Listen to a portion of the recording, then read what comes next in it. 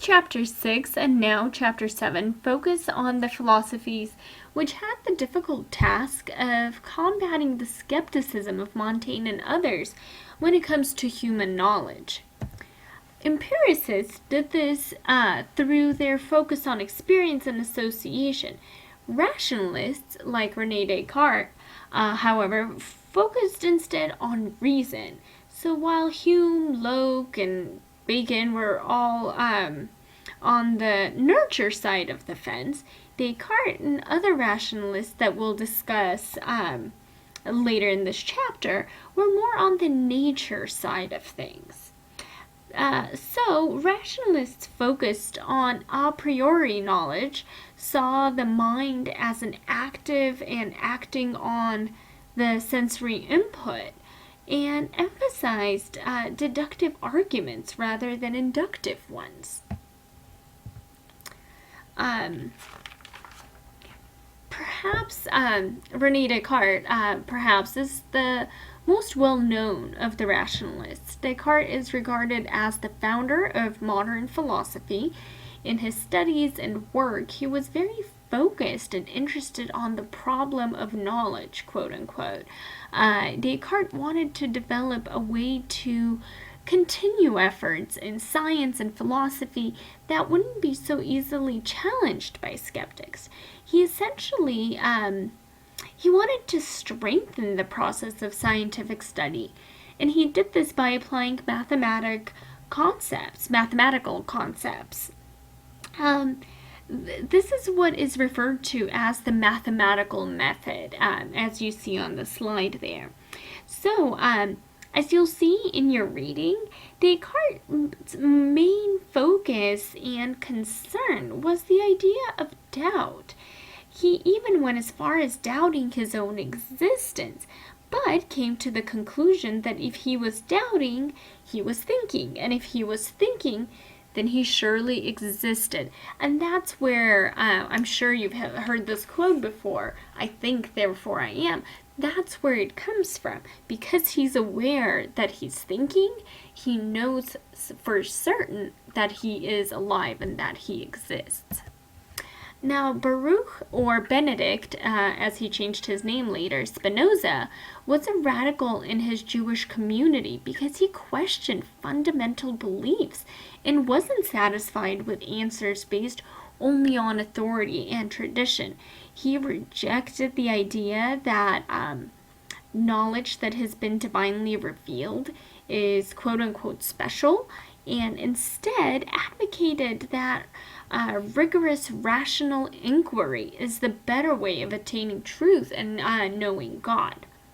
This debate, even though Spinoza was engaged in it in the mid-17th century, is still very current. If you've taken the Ops epistemology class, or when you take that class, you'll discuss this topic in depth.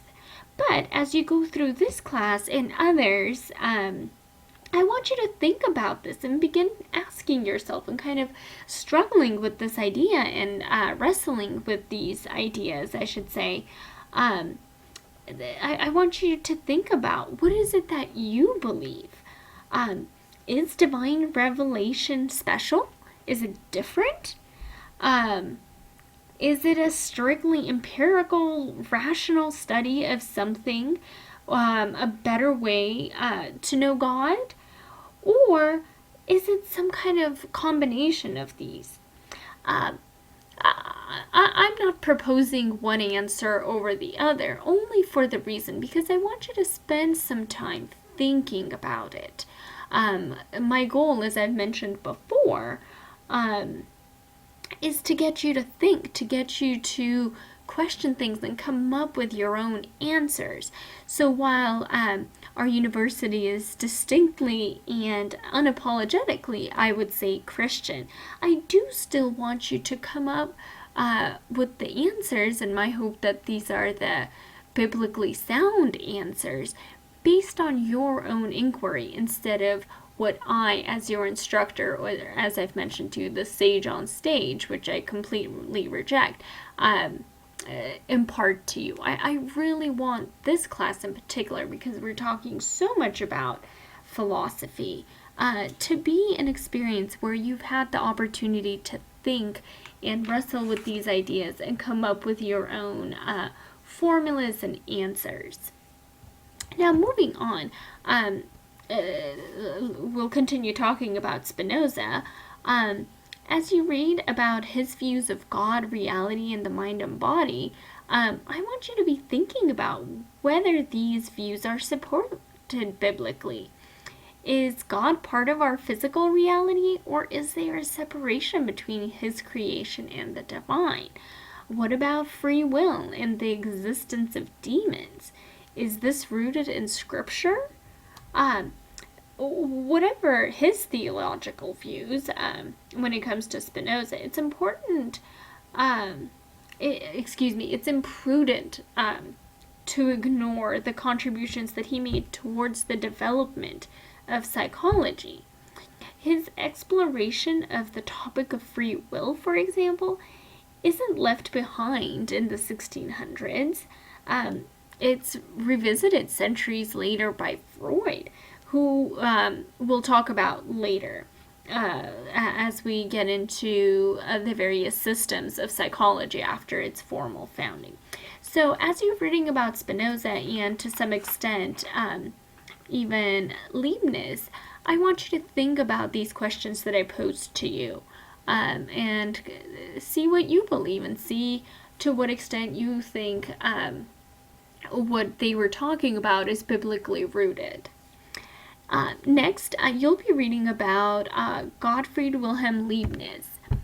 Now, he was neither comfortable with Descartes' interactionist approach to mind and body, nor was he comfortable with Spinoza's monistic pluralism, as you'll come to read in the book. He really saw the issue as one that was more complex than just that. Allowing mental and physical realms equal status, but maintaining a unified aspect between these. Your text discusses the process in the context of which Leibniz's physiology must be understood and considered. This is the concept of the monad, which is a unit of being which exists in parallel with another monad in a system of pre-established harmony. Now, this is a whole lot of, these are a lot of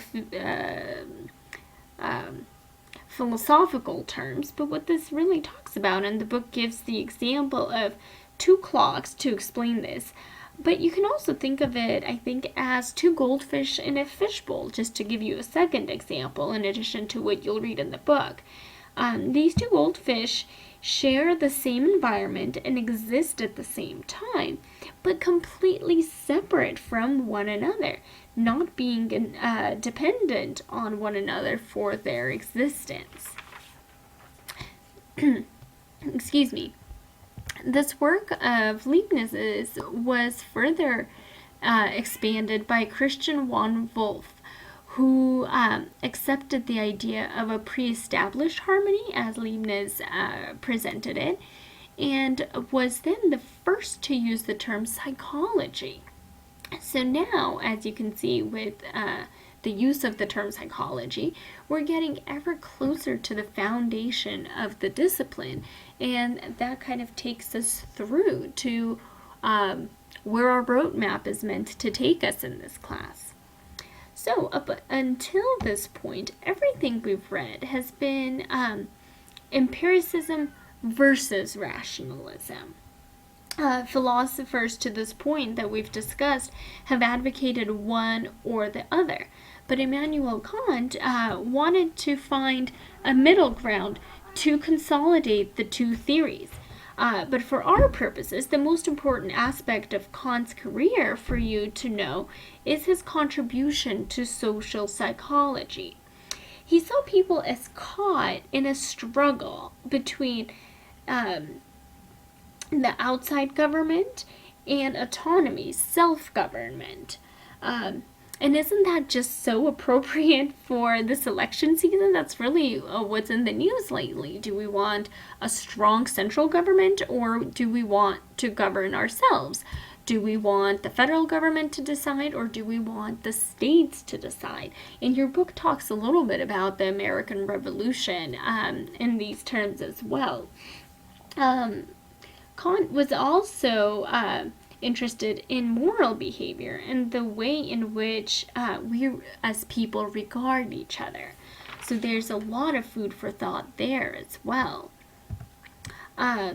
Now, while Kant contributed to social psychology, Johann Friedrich Herbart can be said to have been in the field of educational psychology, if of course it had existed at the time. He went beyond just studying sense perception and studied more complex mental operations. This was called appreciation, and I suppose today we would call this the cognitive learning process or information process, though the focus of apperception was on the processes that were more complex than mere information input or sensing.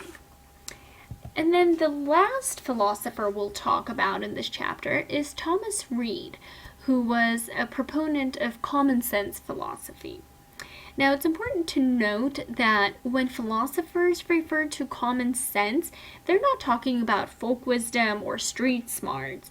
What they and Reid in his time referred to is explanations, empiricism, that is not counterintuitive, that makes sense and is reconciled with the experience of life. Out of this came Reid's first principles, which could not be doubted without violating common sense in the way that he presented it. So he argued that the first principles were propositions that could not be doubted, without violating common sense. For example, one of his first principles requires the belief in the external world. Thus, he really worked to make his theories less susceptible to the kinds of skepticism that the empiricists that we read about in chapter 6 faced, that they were really challenging, So looking back on this chapter and on chapter 6, on rationalists and empiricism, we see an intellectual curiosity that's pervasive and that sets the stage and creates a context for the development of psychology. And as I mentioned before, that's really where this is all headed. We're looking at all these early philosophers and ancient philosophers in the previous several chapters as a way to really understand the background out of which psychology came. Because Freud's ideas and Jung's ideas and B.F. Skinner's and Pavlov's ideas, they didn't just occur in a vacuum. If you remember in chapter 1, when we were talking about history, we talked about it being cyclical, and talked about knowing that what we're learning now is not necessarily new, that everything old is new again, and those ideas recur. So that's why it's so important to understand at least a little bit where these philosophers were coming from and how they influenced the field, so that you can understand the later works of those people whose names are rather household names. This will help you really understand where they're coming from and really be able to help you evaluate their theories and determine whether or not these are things that you will place a lot of faith in or you will approach rather skeptically. So next week you'll be looking at chapter 8 and chapter 9. And from then on, we will get ever that much closer to the formal founding of psychology by Wilhelm Wundt.